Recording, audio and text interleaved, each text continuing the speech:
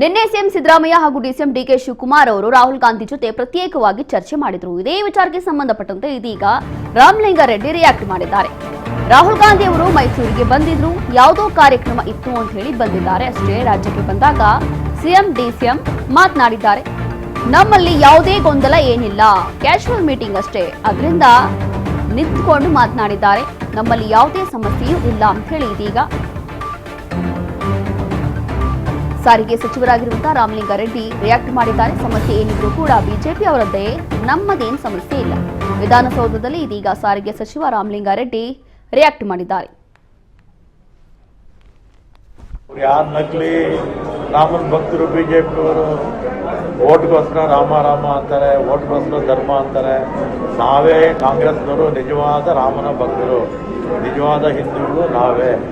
ಹಿಂದೂ ಧರ್ಮವನ್ನು ಪಾಲಿಸ್ತಾ ಇರ್ತಕ್ಕಂಥವ್ರು ನಾವು. ರಾಮನ ದೇವಸ್ಥಾನಗಳನ್ನ ಕಟ್ಟಿದವ್ರು ನಾವು ದೇವಸ್ಥಾನಗಳನ್ನು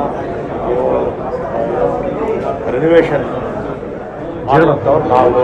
ಬಿಜೆಪಿಯವರು ಯಾವ ಒಂದೇ ಒಂದು ದೇವಸ್ಥಾನ ಕಟ್ಟಿರ್ತಾರೆ, ಯಾವ ದೇವಸ್ಥಾನಗಳು ಕೂಡ ಅವ್ರು ಕಟ್ಟಿಲ್ಲ, ಯಾವ ದೇವಸ್ಥಾನಕ್ಕೂ ಅವ್ರು ಹಣ ಸಹಾಯ ಕೂಡ ಮಾಡಿಲ್ಲ. ನಿಜವಾದ ರಾಮನ ಭಕ್ತರು ನಾವೇ ಕಾಣ್ತೀವಿ. ಅವ್ರು ಯಾರು ನಕಲಿ ರಾಮನ ಭಕ್ತರು ಬಿಜೆಪಿಯವರು ಓಟ್ಗೋಸ್ಕರ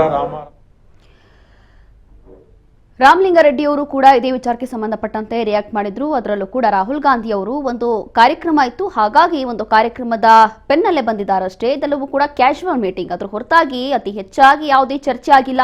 ನಮ್ಮದಲ್ಲಿ ಯಾವುದೇ ಗೊಂದಲ ಇಲ್ಲ, ಎಲ್ಲವೂ ಕೂಡ ಸರಿಯಾಗಿದೆ ಅಂತ ಹೇಳಿ ಇದೀಗ ಹೇಳಿದ್ದಾರೆ.